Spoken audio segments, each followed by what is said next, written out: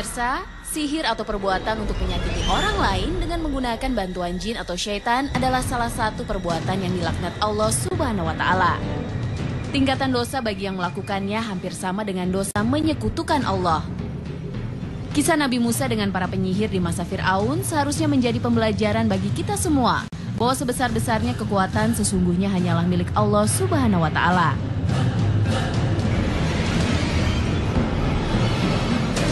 Namun praktek-praktek sihir yang menimpa manusia masih saja terjadi hingga kini.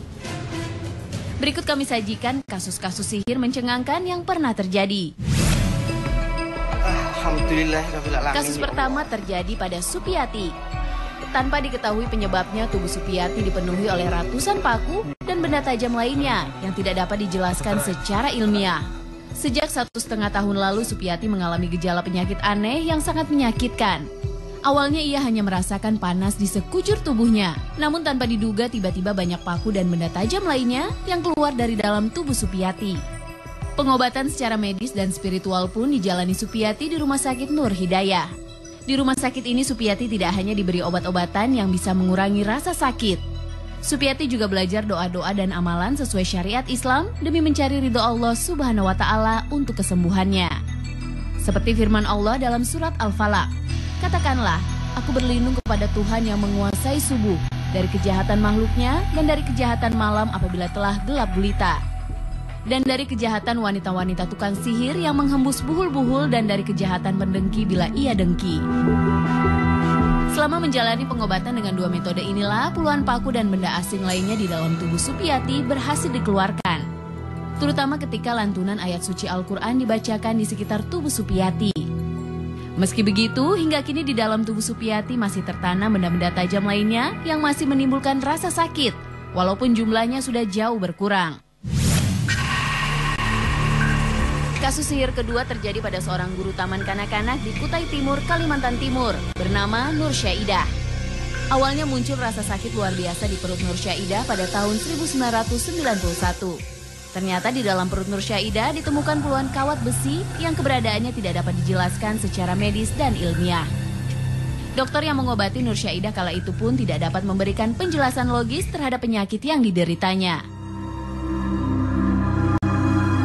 Pengobatan dengan mendatangi praktisi spiritual juga telah ia lakukan. Namun kawat yang ada di dalam tubuhnya tak kunjung hilang.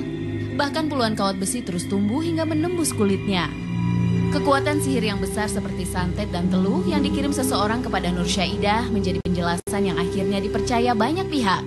Padahal Allah Subhanahu wa Ta'ala telah berfirman dalam surat At-Toha ayat 69. Dan lemparkanlah apa yang ada di tangan kananmu, niscaya ia akan menelan apa yang mereka perbuat. Sesungguhnya apa yang mereka perbuat itu adalah tipu daya tukang sihir belaka.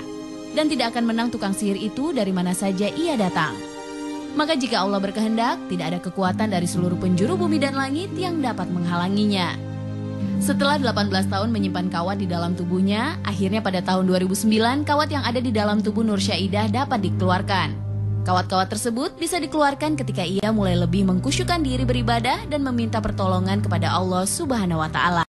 Sholat 5 waktu, zikir, membaca Al-Quran, dan juga rajin bersedekah. Ternyata menjadi obat paling mujarab dari penyakit aneh yang ia derita selama 18 tahun tersebut.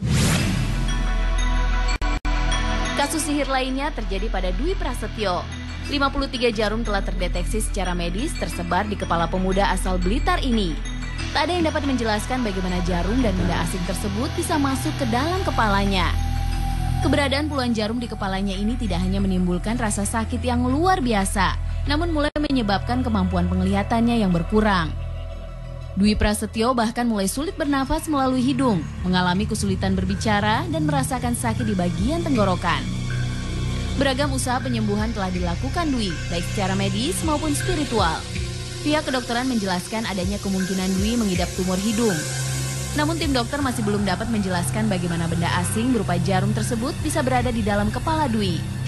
Sakit yang ia derita sejak tahun 2007 ini memang sangat kental dengan nuansa sihir, karena tidak ada penjelasan ilmiah yang dapat menjelaskan penyakitnya. Rasa sakit hati dan kecewa memang mampu menggerakkan seseorang untuk membalas dendam dan menyakiti orang lain dengan bantuan syaitan atau jin. Padahal Allah Subhanahu wa Ta'ala telah menjelaskan di dalam Al-Quran bahwa syaitan akan senantiasa menggoda manusia hingga akhir zaman agar terjerumus ke dalam neraka jahanam. Namun tahukah Anda ada sekelompok golongan manusia yang tidak dapat dijerumuskan oleh syaitan? Allah Subhanahu wa Ta'ala berfirman dalam surat An-Nahl ayat 99. Sesungguhnya syaitan itu tidak ada kekuasaannya atas orang-orang yang beriman dan bertawakal kepada Tuhannya. Maka sepatutnya lah kita mempertebal keimanan kita dan bertawakal kepada Allah semata. Apalagi saat kita berada dalam kondisi sakit dan keterpurukan. Sihir, santet, dan teluh memang ada dalam kehidupan sehari-hari. Bahkan praktek sihir seperti ini sudah ada sejak zaman para nabi. Maka Allah telah memperingatkan manusia untuk tidak bersekutu dengan jin dan syaitan.